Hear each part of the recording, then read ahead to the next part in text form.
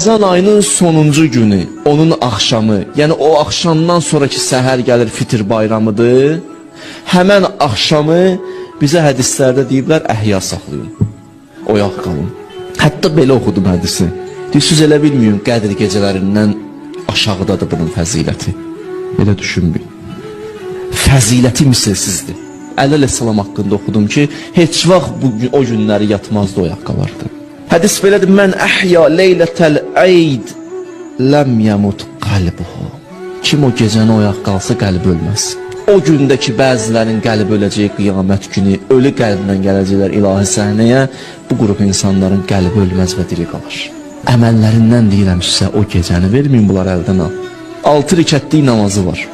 2 rikət qılacaqsınız, 3 dənə. Niyyətiniz bu olacaq, bu gecənin namazını qılıram, qürbətən Allah. 2 rikət. Hər rikətdə Fatihədən sonra 5 dənə.